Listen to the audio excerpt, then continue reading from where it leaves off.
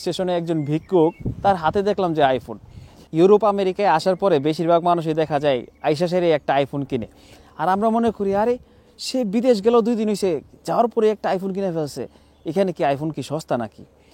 আসলে প্রকৃত সত্যটা অনেকেই জানে না। বিশেষ করে আমি যখন বাংলাদেশে ছিলাম তখন আমি চিন্তা করতাম যে একটা ফোন তো 2 লাখ টাকাতে কিনা তো মানে ইম্পসিবল, কারণ 2 লাখ টাকা তো ইনকাম নাই মানুষের। তো মানুষের প্রতি মাসে ইনকাম থেকে তার 4,000-5,000 টাকা জমাইতে জমাইতে এক সময় যখন 30-40-50 হাজার টাকা হয় তখন মানুষ একটা কম দামি মোবাইল কিনে। কিন্তু বিদেশে ওরকম হয় না।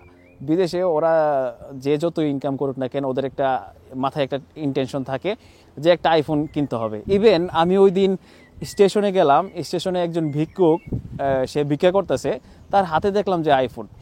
আমি চিন্তা করি যে ভিক্ষুকের হাতেও পর্যন্ত আইফোন থাকে, আর এটা খুবই স্বাভাবিক একটা বিদেশের জন্য। ফোনের দাম আসলে কম না, ফোন বাংলাদেশে যে দাম সে এখানেও সেম দাম। বেশিরভাগ মানুষই দেখা যায় যে ইনস্টলমেন্টে কিনে। মানে হলো যে আপনার কাছে মনে করেন যে টাকা নাই, কিন্তু আপনি একটা আইফোন কিনতে পারবেন। প্রতি মাসে আপনার যে বেতন আসবে সেই বেতন থেকে আপনার 10,000-20,000 টাকা করে করে কেটে যাবে। কেটে কেটে তারপরে 1 বছর বা 2 বছরে সেটার বিলটা পরিশোধ হবে।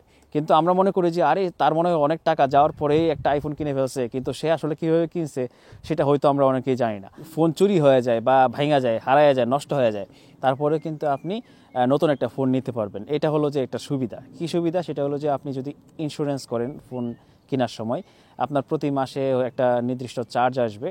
এখন আপনার ফোন যদি কেউ চুরি করে ফেলে, অথবা আপনার ফোনটা যদি আপনি হারিয়ে ফেলেন বা ভাঙা যায়, তখন সেই জন্য আপনি দেখা যায় যে আপনি আরেকটা নতুন ফোন আপনি সেই কোম্পানি থেকে আপনি পাইলেন, বা যাদের মাধ্যমে আপনি ইন্স্যুরেন্স করাইছিলেন ওদের মাধ্যমে আপনি পাইলেন।